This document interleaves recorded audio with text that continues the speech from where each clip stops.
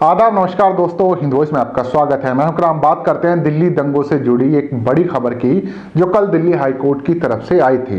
क्योंकि कल लोगों ने, जिन मीडिया संस्थानों ने वो खबर दिखाई है, आधी अधूरी दिखाई है। क्योंकि जिस शख्स को जमानत दी है दिल्ली हाई कोर्ट ने, कुछ लोगों ने अपनी न्यूज में उसका नाम मेंशन नहीं किया, उसका नाम लोगों को नहीं बताया। लोग कमेंट कर रहे हैं कि भैया जमानत मिली तो मिली कैसे। एक शख्स जिस पर लूट का, आगजनी का ये सारे आरोप हों और उसके साथ दो और शख्स हों जिन पर एफआईआर दर्ज हो, और दिल्ली हाई कोर्ट के एक जज ने उन्हें जमानत दे दी।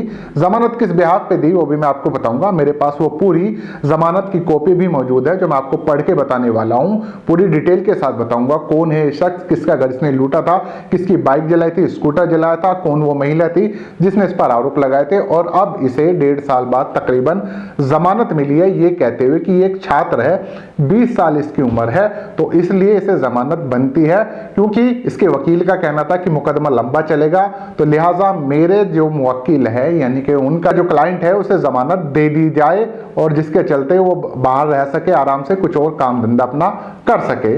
तो उसकी जमानत मंजूर कर ली थी। जो जस्टिस है उनका नाम भी आपको बताने वाला हूं। पूरी की पूरी जमानत कॉपी मेरे पास मौजूद है, लेकिन उस पर जाने से पहले आपसे अपील है कि वीडियो अगर फेसबुक पर देख रहे हैं तो फेसबुक पेज को फॉलो कर सकते हैं, यूट्यूब पर देख रहे हैं तो चैनल को सब्सक्राइब कर सकते हैं। हम चलते हैं इस खबर की तरफ। तो खबर आ रही है दिल्ली हाई कोर्ट की तरफ से, जहां पर जस्टिस सुब्रमण्यम प्रसाद की बेंच सुनवाई कर रही थी, जिन्होंने एक शख्स को जमानत दी है जिसका नाम है धर्मवीर। इसके साथ दो और जो मुजरिम थे उनको अभी जमानत नहीं मिली है, क्योंकि ये 3 लोग थे जिन्होंने नाजमीन नाम की एक महिला के घर में लूटपाट की थी, उसका स्कूटर जला दिया था, आगजनी की थी, तोड़फोड़ की थी। और इतना ही नहीं, ये तीनों जो फुटेज सामने आई थी, क्योंकि निचली अदालत में जब ये मामला चल रहा था, उससे पहले क्योंकि कड़कड़डुमा कोर्ट में सारे मामले चल रहे थे, तो इन तीनों की जमानत को खारिज किया गया था।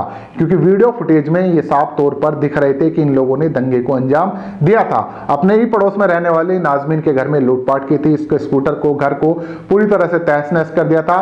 उसके बाद ये मामला दिल्ली हाई कोर्ट की तरफ आया। उसके बाद उसने एक एफआईआर दर्ज कराई थी। मैं आपको एफआईआर और जो जमानत मिलने का प्रोसीजर है दोनों आपको बता देता हूं कि इन्होंने किस दिन घटना को अंजाम दिया। उसके बाद जो एफआईआर हुई, एफआईआर नंबर भी आप जरा ध्यान से सुनिएगा। तो इसने और इसके साथियों ने, यानी कि धर्मवीर, उसका दूसरा साथी अर्जुन और तीसरा राजू, जो बिल्कुल नाजमीन के घर के पास रहते थे, जिसके घर में इन्होंने आगजनी की थी, उसका स्कूटर जलाया था, उसके घर में तोड़फाड़ की गई थी, एक तरह से उसके घर को पूरी तरह से तहस नहस करने का काम किया था।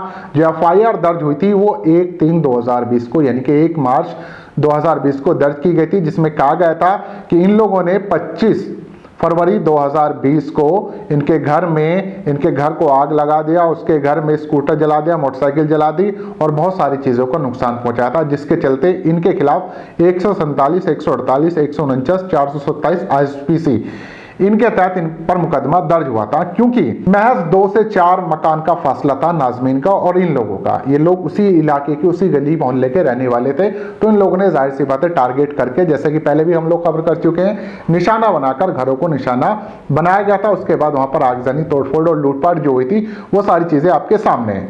तो यहाँ पर जज ने इन्हें इस बात पर जमानत दी है कि ये छात्र है और सबूतों से छेड़छाड़ नहीं कर सकता, लेकिन उसके बाद भी इसको जमानत दे रहे हैं। और जमानत देने में कुछ शर्तें रखी गई हैं कि एक तो ये बिना पुलिस को बताए कहीं भी नहीं जाएगा, दिल्ली एनसीआर के बाहर नहीं जाएगा, अगर जाता है तो उसकी तत्काल जमानत रद्द कर दी जाएगी। दूसरा है कि जो मोबाइल नंबर यूज करेगा उसका पूरा जो ब्यौरा है वो दिल्ली पुलिस को देगा। जो मोबाइल इस्तेमाल करेगा उसे 24 घंटे ऑन करके रखना पड़ेगा। पुलिस कभी भी इसका ब्यौरा ले सकती है, चेक कर सकती है कि ये कहां पर मौजूद है, कहां पर नहीं है। वैसे अगर धोखा देना चाहिए मोबाइल रखकर भी, तो आज के टाइम में मुजरिमों के लिए बड़ी बात तो है नहीं। आप लोगों को सब पता है, मुजरिम सब तरह से अवेयर हो जाते हैं, और खासकर इस तरह के कृत्य को अंजाम देने वालों के अंदर तो एक अलग से हिम्मत होती है। वो किसी को भी धोखा दे सकते हैं, जब वो आपके पड़ोसी कोई नहीं बगैर आपके गली मोहल्ले में रहने वालों के साथ इन लोगों ने इस तरह का अपराध को अंजाम दिया, तो सोचिए फिर दूर दराज के लोगों के साथ ये क्या कर सकते हैं। खैर, इसको जमानत दी जा रही है, लेकिन इसके जमानत देने पर हम सवाल खड़े नहीं करेंगे।